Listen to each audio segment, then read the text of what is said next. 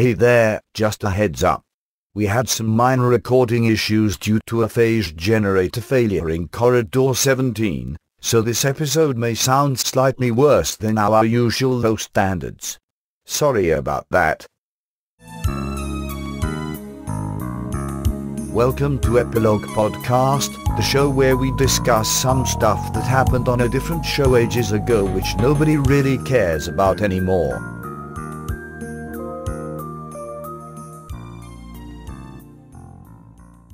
Hi, I'm Portponky. And I'm LeBloc. Today we're discussing Deep Space Nine, Season 2, Episode 2, The Circle. After the situation with the Circle escalates, it becomes clear to the Deep Space Nine crew that the Circle are planning a coup to gain control of the Bajoran government. And before Nellis can bring this information to the Bajoran Chamber of Ministers, the Federation issues an evacuation request for Deep Space Nine, which Cisco seems unenthusiastic about.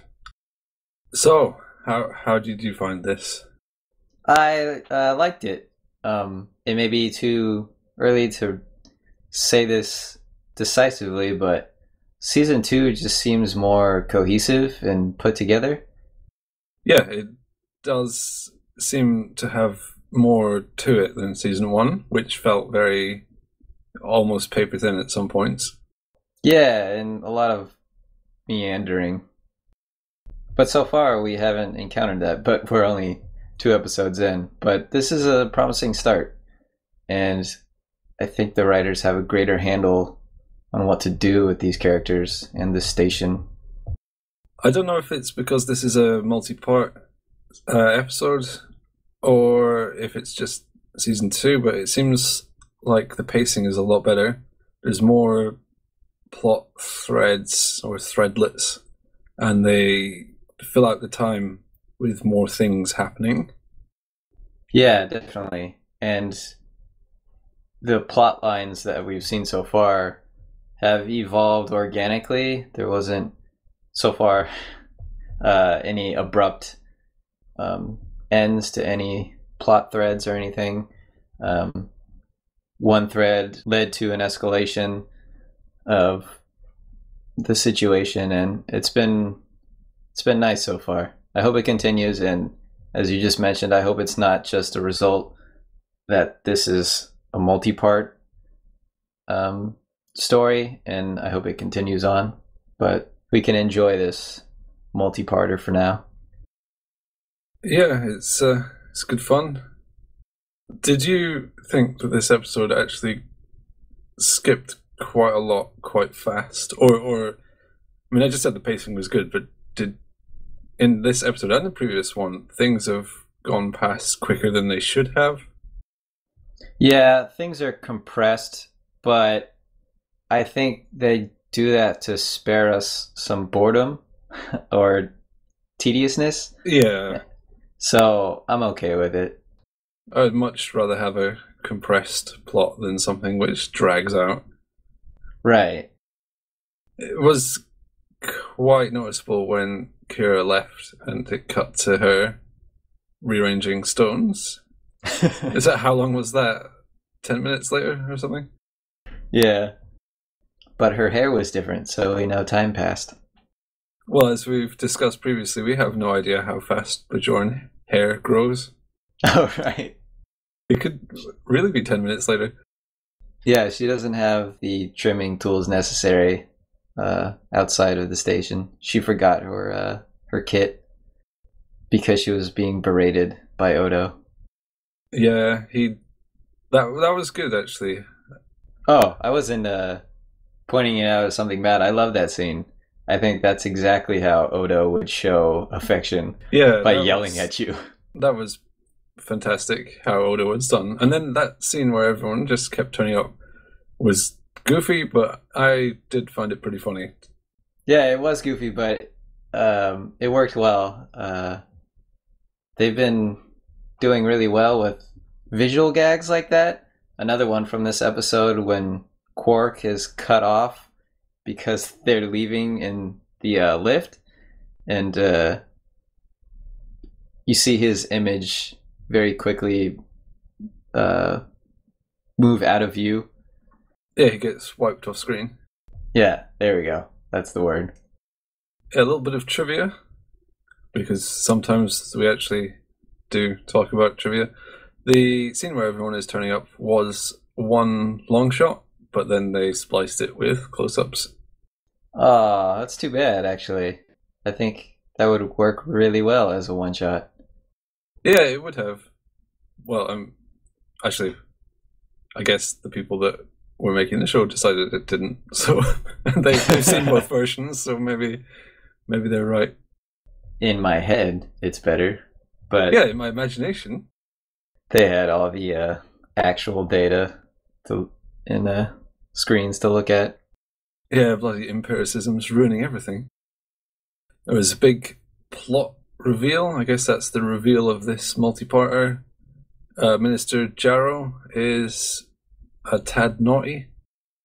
Yes, which I sort of saw coming, but only because he's played by Frank Langella. I don't know how to say his name, but he played Richard Nixon, and he was really good at it, so he's really good at being villains who don't want to be seen as villains. And so I kept thinking of him as Nixon, and then I wasn't surprised when he was a bad guy. I thought, oh, of course, it's Nixon. It's tricky. Yeah, he's messing with governments, of course. Okay, that's pretty funny, actually. That's an interesting parallel. That was in Frost Nixon, wasn't it? Yeah, great film. He's really good in it. I have the DVD, and I have never watched it. Maybe you should. Yeah, I'll sit there thinking, no, it's Minister Jarrow. He's a bad guy. But he doesn't want to be seen as a bad guy. He's slimy. He's slimy from the start. He's good at the politicking game. To a point. Politics. And then it falls apart. Yeah, it falls apart when he reveals himself to prisoners and says, let's torture you. Yeah, that was his slip up. That was his one mistake. If only I didn't reveal and decide to torture those people. And also explain my plan. Well, you have to monologue as a villain. That's how you know who the villain is. Yeah, otherwise people would just be confused. They'd run in, they wouldn't know who to shoot at, but not hit. Actually, they're pretty accurate on Star Trek. It's not as bad as other shows. Yeah, I haven't seen really flagrant missed shots. Jarrow is also chums with Vedic Wynn. Of course. She seems to have her nostrils in everything. That's certainly one way to put it. Sorry, I'm just trying to think of turns of phrase that you won't object to. Or that you will object to, I guess. I did object to Kira's in this episode, where she mentioned the old maxim of you never forget how to ride a bike. I thought, how many bikes are you riding in space? How is that still relevant? Well, bicycles are fantastic. They probably have them on Bajor. We've never seen one, but I expect they're there. I hope so. And they could ride them in the holodeck. Oh, okay. I guess. The holodeck simulates stuff perfectly, so presumably they could ride a bike in it. I don't know why they wouldn't just crash into the wall, but they've never really explained that. Wait, so you could sit on stuff that's not there? Yeah, the holodeck is like artificial reality. It's like the Matrix, but they don't plug in, they just walk around in it. It was a sort of hacky way of unbottling the episodes. So maybe Kira was just riding bikes constantly. The holodeck. Well, it'd be a good way to keep fit. Plus, it could always be downhill. That would be scary. Yeah, but it's not dangerous. Yeah, and Kira is one to invite danger and challenge. Oh, well, it can be dangerous. They can choose the danger level. So, I don't know. They never really explain how any of this is supposed to actually work. Because they can't. Yeah, it's totally unexplainable. I didn't ride a bicycle for 15 years once. And when I rode a bicycle after that period, I instantly could do it. So it's true. It is true. You do not forget how to ride a bicycle. I also didn't swim for 15 years. How did And that go? I sank like a rock. All right, so that one you can forget. Yeah. I mean, I got it fairly quick again. 10 minutes, I was like, oh yeah, that's how you do it. But it's not the same. Riding a bike is something... I don't know if it's just because the balance is different or something, but you just can do it once you can do it. Speaking of things which were annoying, I have noted down a number of things about this episode. And a few of them were fairly petty. Well, that's what we excel in. Okay. One of my extreme pet peeves, and this isn't just Star Trek, although it shows up a fair amount, it's in tons of stuff. Jake, this near the start of the episode, before the titles, Jake boppity boops his dad and says, I think you better come down here. And Sisko says, why? And Jake's like, just come down. I have this noted as well. No one does that. They'd be like, oh yeah, okay, I'll be down in half an hour. No, it's important. Why? Why is it important? I'm not telling you. Why not? It frustrates me so much because it's not how people interact. It's blatantly for the point of the exposition of the character seeing it for the first time, but they couldn't think of a good reason for them to turn up there. Which is stupid because it's his quarters. He could have just said, I'm gonna go change my shoes. Yeah, of all of the places that you need to come up with a reason for Sisko to visit, I would think his quarters are the easiest. Yeah. It wouldn't be that contrived if he wanted to go to his quarters for any number of reasons. Jake's just standing outside for presumably 20 minutes or something. Maybe it's summer break. He doesn't have anything to do. Another petty one, and this is again not just Star Trek, but loads of stuff. Odo transforms into a rat, although it's probably a space rat, Rangolian swamp rat or something. And as soon as he's a rat, it starts going. Rats do make a squeaking noise, but they don't just constantly emit it. How else will we know it's a rat? Yeah, but I've seen other shows do this with hamsters, and they do not make sounds like that. But as soon as they're on camera, they go...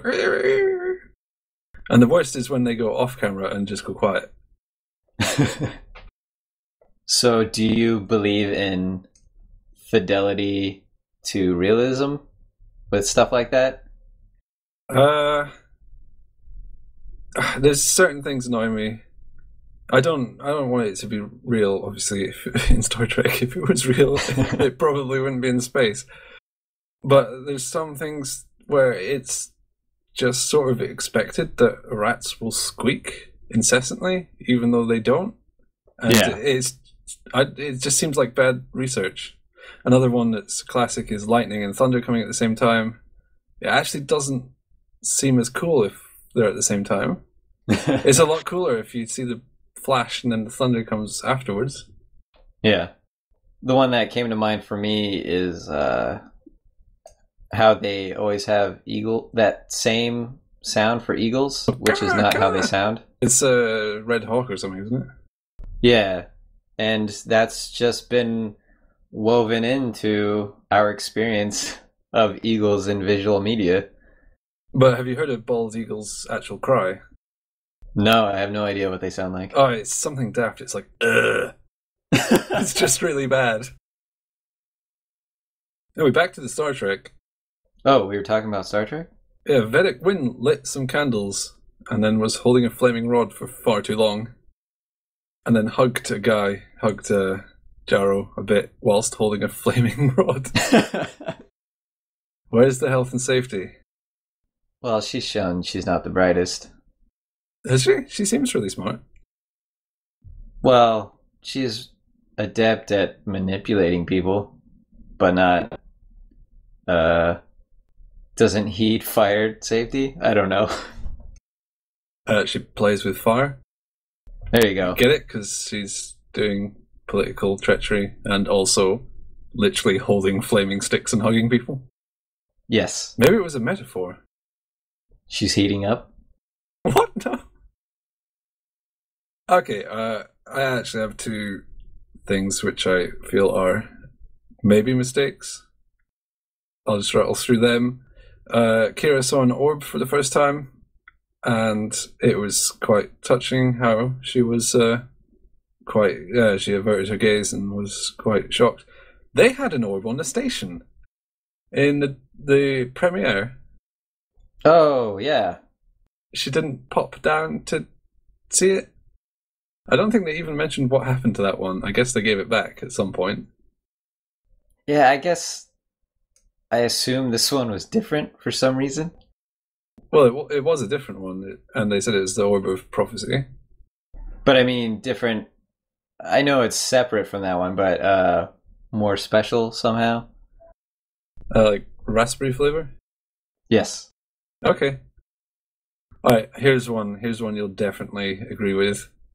In the previous episode, they can't beam Lean Alice off the labor camp because they don't know which of the 12 prisoners he is, and the runabout can only beam 2 people at once. Yes? Yes. In this episode, when they rescue Kira, they all beam up to a runabout at the same time. About 6 or 7 of them. O'Brien upgraded the thing. Well, why didn't he upgrade it when they were trying to rescue Lean Alice? Because the station is falling apart and he has to attend to a lot of stuff. And Keiko is annoying him. Hey. I broke the rule. No mention of Keiko unless she turns up. Okay, fair enough. Maybe it's different when there are comm badges involved. Okay. Is this some extension of the comm badges or people? Yes. Issue. The computer says, I can beam up 2 people or 7 comm badges and people. Yeah, the comm badges simplify the process and allow greater numbers to be transported. That almost makes canonical sense, seeing as they had to put a comm badge on Kira to beam her up. See? There you go. You've deflected everything. I'm at a loss. I have minor criticism. Well, let's keep going then. So, in the previous episode, they established that any sort of face injury is easily dealt with. And then we get the reveal of Kira's heavily lacerated face, but then we know, Bashir will clear that right up. So it didn't really matter that she had these gaping wounds. Well, it probably mattered to her. They were torturing her, not trying to disfigure her, I guess. Like, it probably still stung. She was like, ow! Oh, it stings! Oh, it doesn't matter. Bashir will clear this up. I don't care that I'm in terrible pain right now. She didn't seem to care. She's a hard nut to crack. I mean, she looked pretty sad, I guess. Tough times for Kira. I liked when she was walking around Ops for what she thought at the time, the final time. The camera was really low. Yeah, I wrote that down. It was a really nice shot. It made her seem very big, as if she's a large character on the station.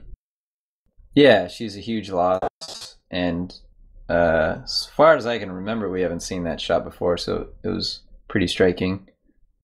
Yeah, and then it panned round to reduce her size comparatively. The composition of that was fantastic. Nicely done. Yes, agreed. How does Quark... Oh, he solved everything. He just fed information to solve problems. He says, it's the Krasari. So they sneak Odo on, and big surprise, they're dealing with the Cardassians. No one saw that one coming. Then later on, Quark just says, I know where their base is. It is pretty funny that he got made a deputy, and he is entertainingly written. So it's kind of, you can pass it by, although if you think about it, Without Quark, they would have been completely screwed. Yeah, but it's so easy to forgive when Quark is written well, and